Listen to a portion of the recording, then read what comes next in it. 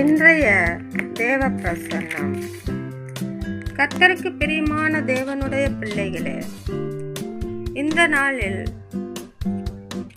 இன்றைய தேவ பிரசன்னத்துக்குள் பிரவேசித்து கர்த்தருடைய வேத வசனங்களை நாம் தியானிப்போம். ஆமென். சங்கீதம் 60 அதிகாரம் 11, 12 ஆகிய வசனங்களை நாம் வாசிக்க கேட்போம். ஆமென். இக்கட்டில் எங்களுக்கு உதவி செய்யும். மனுஷனுடைய உதவி விருதா. தேவனாலே பராக்கிரமம் செய்வோம். அவரே எங்கள் சத்துருக்களை மிதித்து போடுவார். ஆமென். கர்த்தருக்கு பிரியமான தேவனுடைய பிள்ளைகளே, நீங்கள் அறிந்து கொள்வது என்ன?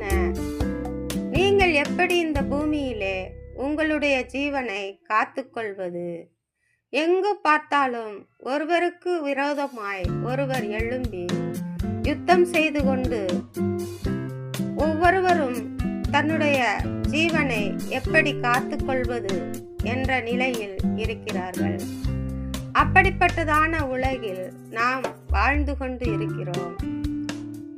ஒரு இடத்தில் இலவசமாக ஒரு பொருள் கொடுக்கிறார்கள் என்றால் கூட்டமே அங்குதான் இருக்கிறது.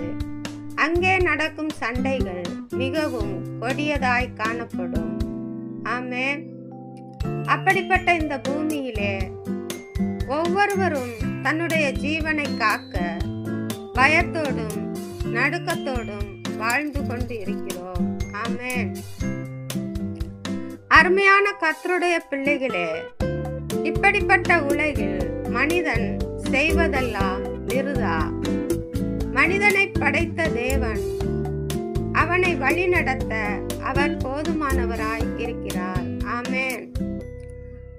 அவனுடைய ஜீவன் கர்த்தருடைய கரத்தில் இருக்கிறது.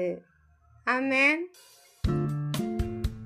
மனிதனுடைய தேவைகளை எல்லாம் தேவன் அறிந்திருக்கிறார். அப்படிப்பட்ட தேவனை நாம் துதிக்கும் பொழுது நம்மிடத்திலே தேவனுடைய ஆவியின் கனிகள் வெளிப்படும். அவருடைய அன்பு, சந்தோஷம், சமாதானம், நீடிய பொறுமை, தயவு, நற்குணம், விசுவாசம், சாந்தம், இச்சையடக்கம் இவை யாவும் தேவனை நம்புகிற ஒவ்வொரு பிள்ளைகளோடும் கடந்து வரும். ஆமென்.